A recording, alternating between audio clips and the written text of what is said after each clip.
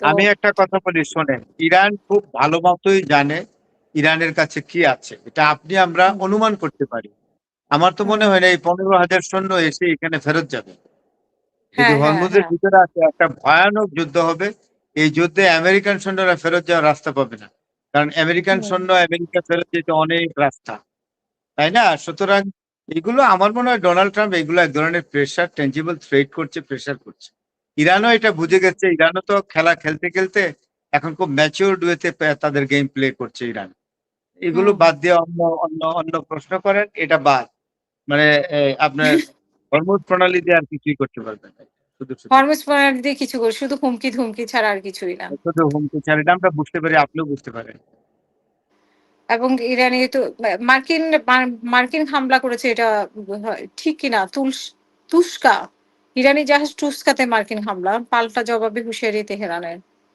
এটা এরকম পাল্টাপাল্টি হামলা হবে, এগুলো সিগনিফিকেন্ট কিছু না। হুম, বড় হুম, ধরনের ম্যাসিভ অ্যাটাক হইলে আমরা আলোচনায় আসবো। যেমন ধরেন হুম, ইউএস আব্রাহাম লিঙ্কন একদম হরমুজের কাছে এসে যুদ্ধে লিপ্ত হয়েছে ইরানের আইআরজিসি বা ট্রেডিশনাল আর্মির সাথে বা অন্যান্য ইরানের যে মিলিশিয়া গ্রুপ আছে এদের সাথে, then it will be huge hmm, hmm, report. এই ছোটখাটো বিমান হুম। উড়লো গেল, একটা দুইটা বিমান পড়ে গেল, ইট ইজ নট দ্য আচ্ছা, significant news report for us. জার্মানির সাথে আসলে কি হচ্ছে? মানে যুক্তরাষ্ট্রের কেন জার্মানির সাথে এত হচ্ছে যে ন্যাটোর উপরে ডোনাল্ড ট্রাম্প খুব ক্ষেপা, হুম, তাই ওই জার্মানিতে 5,000 সৈন্য আছে হুম, আমেরিকার।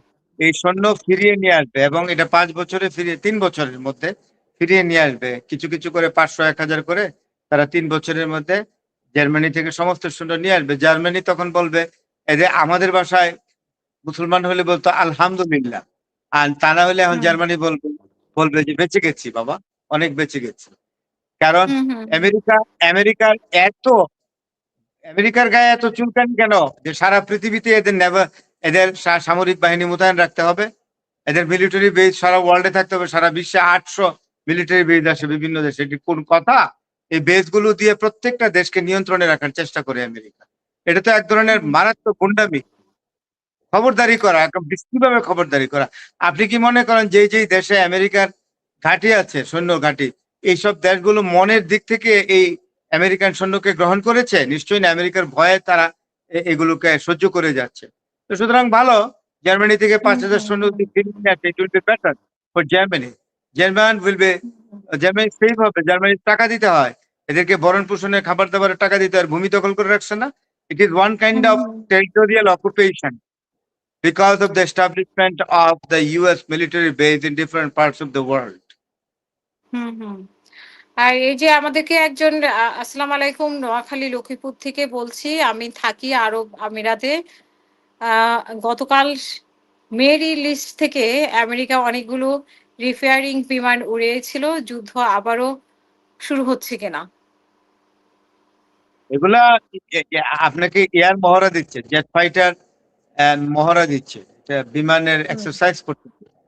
এগুলো এক ধরনের মানসিক প্রেসার তৈরি করা, মানে হুম, ইরানের হুম, উপর একটা চাপ তৈরি করে যে আমরা আক্রমণ করব, এখনই করব, কালকে করব, পরশু করব। তো ইরান তো প্রস্তুত আছে সবকিছু নিয়ে। ইরানের সাথে দুইটা সুপার পাওয়ারও আছে, তাই না? চায়না জার্মানির আছে, রাশিয়া চ্যান্সেলর যে আছে। বলল, জার্মানিতে আপাতত টমাহক ক্ষেপণাস্ত্র মোতায়েন করছে না যুক্তরাষ্ট্র। তো টমাহক না করলে কোন ধরনের মিসাইল দিয়ে কি করবে? টমাহক মিসাইল দিয়া কাসেম সোলেমানিকে মেরে ফেলছিল ডোনাল্ড ট্রাম্পের প্রথম পিরিয়ডে। এবার না, সেকেন্ড টার্মে না, প্রথম টার্মে কাসেম সোলেমানিকে টমাহক চার্জ করেই মেরেছিল। তো টমাহক নাই, হুম, টমাহক হুম, থাকলে তো আমেরিকার টমাহক স্টক পাইল তো কমে গেছে। এই নিয়ে হুম, পিট হ্যাগস্টেটকে অনেক গালমন্দ করছে না সেনেট এবং কংগ্রেসে, যে তুমি অস্ত্র ভান্ডার হুম, কত হুম, আছে জানাও। জেডি ভেন্স চাইছে যে টমাহক কত, টমাহকের স্টক পাইল কত আছে, ড্রোন স্টক পাইল কত আছে জানো, সে তো বলতে চায় না। বিকজ ঢাল মে কুছ খালা হুম, হে। হুম, এখানে অস্ত্র ভান্ডার হুম, আমেরিকা কমে গেছে।